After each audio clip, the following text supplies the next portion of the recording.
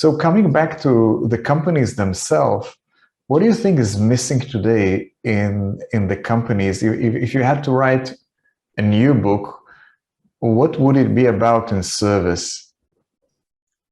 So I want to tackle something that was very prevalent in all of the transformations. When you come and say, let's improve the service, Avi, nobody argues with you. Okay? I've had these conversations in a lot of conferences. And I talked to CX professionals. I said, look, you've all been there. You went, you prepared a beautiful, beautiful deck, explain the issues, explain customer dissatisfaction, what we need to do, and you explain what needs to be done. And everybody in the boardroom agreed with you. And then you go out and your manager says to you, oh, this was a great presentation about customer service. They loved you. Those examples from Disney and Ritz-Carlton, these are great. Thank you very much. And then he said, what about the budget? You know, I asked for a budget to do that. And they said, oh, no. They approved your plan, but no budget. So what happened? You see, the number one enemy to customer service and customer experience transformation is not that people will disagree that in principle it needs to be done. You know what the challenge is, Avi? The number one enemy, no, not even that. The number one enemy is that deep down, each and every one of those executives believe that we are doing it already. That's the enemy. They believe that they're doing it already. Why? Because they have the one hero story of Heather who saved the day once for one of their customers, and they all admire that story, and they think that that story is representative of who they are. But in many ways, the reason why they're celebrating the story so much is because it's the only story they have. They don't have any other stories like that. And I always tell them, let's say you got a Heather, and she's so awesome and amazing, and all the customers loves her. And now, you know what she's doing? She's raising expectations. But the rest of the organization is not at the level to go and do it. So what are you doing? You're only going to crush more loudly and more spectacularly when your customers will engage with other employees in your organization. Heather is very risky if you don't have consistently delightful experiences. So number one issue is you've got to crack the code on that. And I'll tell you how we've done it at Strativity. We've designed a specific study that measured the customer experience from two perspectives, the employees and the customers. And then we compare in which areas employees have different perspectives on the quality than the customers. I'll give you one great example. I was sitting with, this was a B2B organization. Every transaction is hundreds of thousands of dollars. And one of the questions in the assessment was, I often exceed customer expectations. And for the customers, I often receive a performance that exceeds my expectations. 97% of the employees rank their performance as often exceeding customer expectations. Only 21% of their customers agreed that the performance they've received exceeded their expectations. I remember sitting there with the VP of customer service, and he said, oh, Lior, this is embarrassing. I said, what's embarrassing about it? He said, look at the gap. I said, yeah, but have you ever spec'd what a delightful experience means here? Do you even know how it looks like? Yes, your employees are delusional because you've never put a proper spec that both explain and inspire them to rise up. And you speak in two different languages. What you're seeing here are two different languages.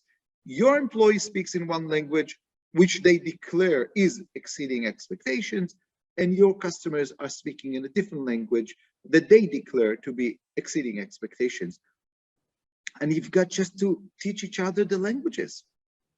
You're on two different planets. So in another way, what you are saying is that what we need to do is we need to get the customer expectations to dictate our employee measurement. As long as you want to have your customers working with you, yes. But you cannot, and that's the issue. employees and organizations are operating with the sense that that they are delivering it already. That was my number one enemy. Nobody ever told me that's a stupid idea. We don't need to improve customer service. That we're doing great. No one ever. You know about my case study with Mercedes-Benz, the best car in the world, and so on and so forth. I can tell you how many times I stepped into dealerships and we had 25,000 employees working for 360 dealerships around the US, each one of them individually owned. So they have their own CEO. I didn't have one CEO in that transformation. I had 361 CEOs I needed to please. Okay, each one of them with a different opinion, each one of them with a different agenda.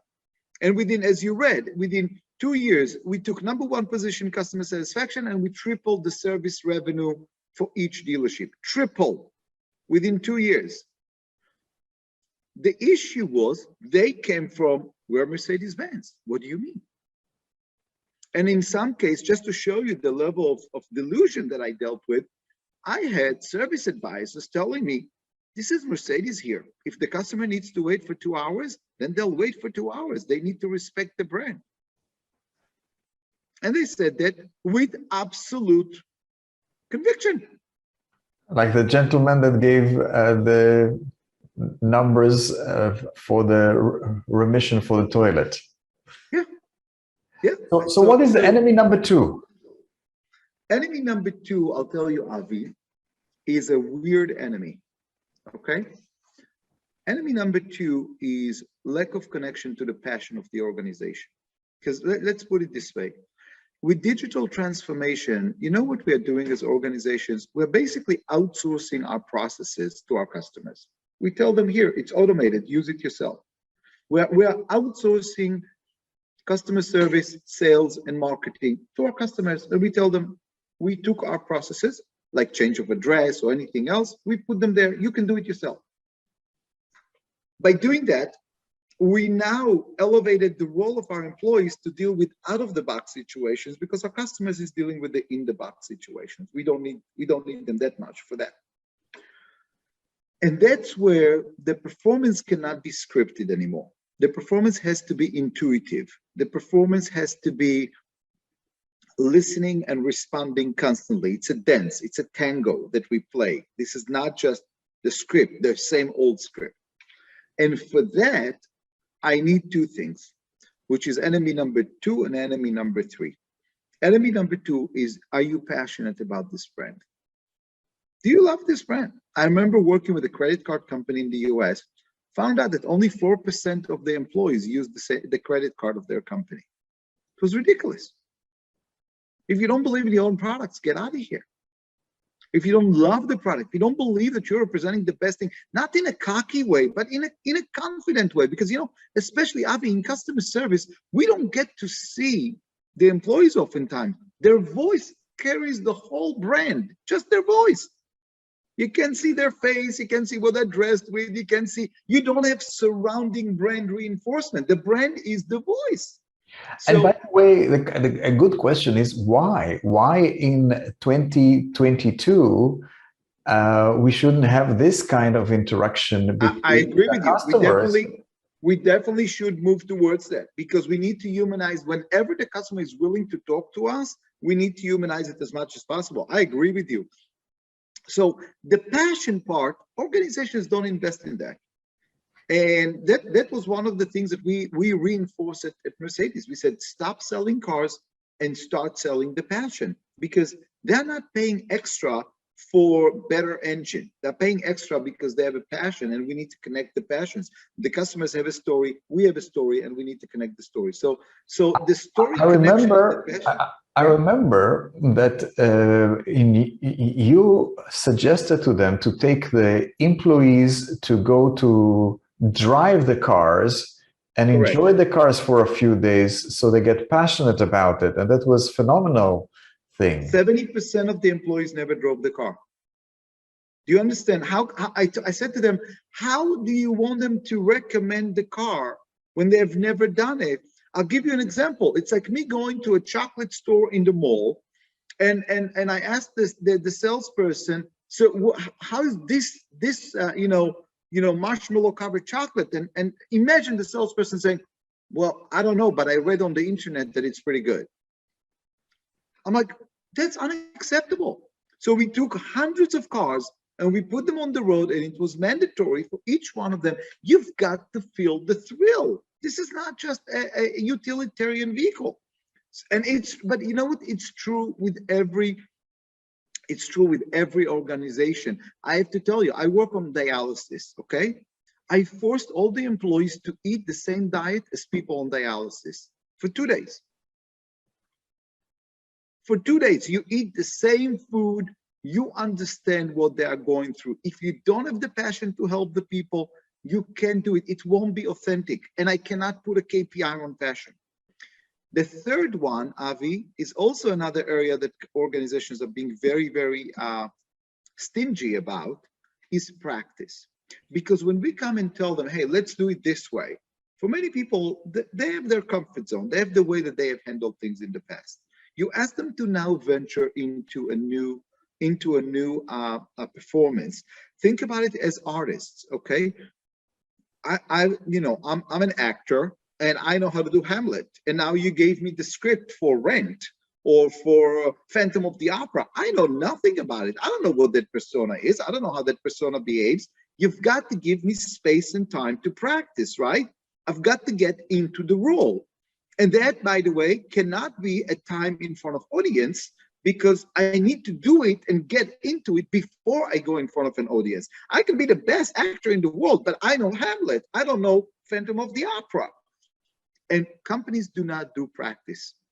Companies send you out there, you learn by osmosis, you sit by the guy who did it for the last 10 years, and you're thrown straight into the customer space. So the practice part is so critical, because when you let them practice that, they learn to develop those skills. I'll give you a great example. It's in customer service, but not in a call center necessarily. Worked with a major airline. And I found out, in most airlines, you have 3 classes of service. You have economy, economy plus, and business class. That's in most airlines. I found out that for the flight attendant, economy plus was the most hated department, which is bizarre because they paid more than economy, right? You would expect. Here's what they told me. They had a nickname for economy plus, and the nickname was, I can't believe I wasn't upgraded class. They said most of the frequent travelers that were hoping to get upgraded to business class were sitting there. They're bitter, they're upset, they're angry because other people are drinking their martini or whiskey in business class. And as a result, the flight attendant said, look, we are helpless. We can't upgrade them. We don't have more seats. So I said, so what do? They said, oh, when we have to walk through economy plus, we always walk the fastest. We don't make eye contact. We ignore them because we can't. We see their faces. They're pissed. They wanted to be sitting in business. And we can't. We don't have a tool. We don't have another seat. I said, okay, now let's do an exercise on how can we upgrade them without a seat? They said, there's no such a thing. I said, sure there is. It's called emotional upgrade. Can we create an emotional upgrade? And we sat down and we practiced that. And that base that we worked on took the #1 NPS score within 6 months in the whole airline. Because we helped them deal with something that they just were stuck. They didn't have the practices. They didn't know how to confront these personas. And we gave them the space together. We co-created. I didn't tell them what to do. We co-created. But I gave them the time to practice. And when they practiced and they spoke to those people, and some of them acted the customer, some of them acted the service person, I freed them up.